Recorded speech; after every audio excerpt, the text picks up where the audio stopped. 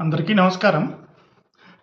ఇవాల్టి వీడియోలో నేను మీకు సంతాన రవి అనే ఒక పాతకాలం పద్ధతిని నేను మీకు పరిచయం చేయబోతుంది. ఇది నేను కొత్తగా ఏమీ చెప్పట్లేదు. నేను ఎప్పుడు ఏమీ కొత్తగా ఏమీ చెప్పను. ఇది కూడా అంతే, పాతదాన్నే నేను మీకు మళ్ళీ చెప్పబోతున్నాను. మామూలుగా ఎవరన్నా సంతానంలో లేట్ అయ్యి జ్యోతిష్కుడి దగ్గరికి వస్తే కనుక వాళ్ళు మామూలుగా పంచమ స్థానం, పంచమాధిపతి, కారకుడు గురుడు, లేకపోతే దాని మీద ఉన్న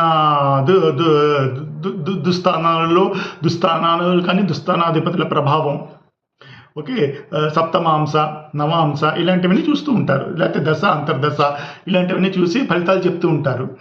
అయితే ఇది ఇంకొక పద్ధతి పాత జ్యోతిష్ శాస్త్ర గ్రంథాల్లో ఉన్నదే. అయితే ఇప్పుడు మీ అందరికీ నేను స్క్రీన్ మీద ఒక చార్ట్ చూపిస్తున్నాను. ఓకే, ఇక్కడ మనకి ఒక తిథి ప్రకారమే వెళ్తాం, కానీ ఆ తిథిని వేరే క్యాలిక్యులేషన్ ఉంది. అది నేను మీ అందరికీ పరిచయం చేస్తాను.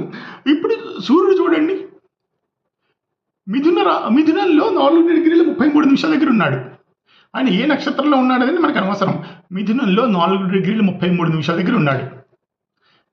చంద్రుడు చూడండి, కన్యా రాశిలో 9:54 దగ్గర ఉన్నాడు. మనకి ఈ రెండే ఇక్కడ చాలా ప్రధానంగా కావాలి.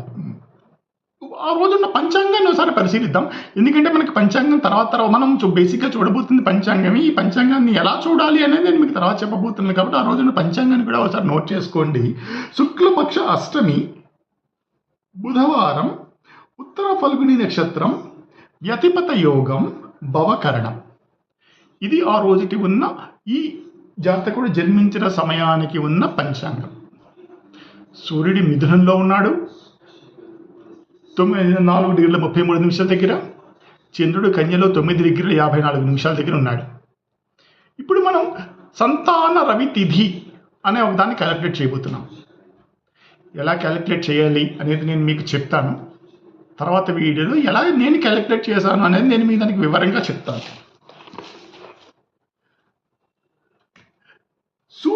చంద్రుడు ఉన్న 9:54 దగ్గర ఉన్నాడు కదా, దానికి 5 తీసుకోండి. అలాగే సూర్యుడు ఉన్న 4:33 దగ్గర ఉన్నాడు కదా, దానికి 5 తీసుకోండి. ఓకేనా? ఇప్పుడు చంద్రుడి లాంగిట్యూడ్లోంచి సూర్యుడి లాంగిట్యూడ్ మైనస్ చేసేసేయండి. అప్పుడు మీకు ఒక నెంబర్ వస్తుంది. దాన్ని మనం 12తో డివైడ్ చేసి ఆ వచ్చిన తిథి శుక్లపక్షమా కృష్ణపక్షమా చూసి మన ఫలితాన్ని చెప్తాం. ఎలా చెప్పాలనేది నేను మీకు తర్వాత వీడియోలో ఎక్స్ప్లెయిన్ చేసి చెప్తాను. నమస్కారం.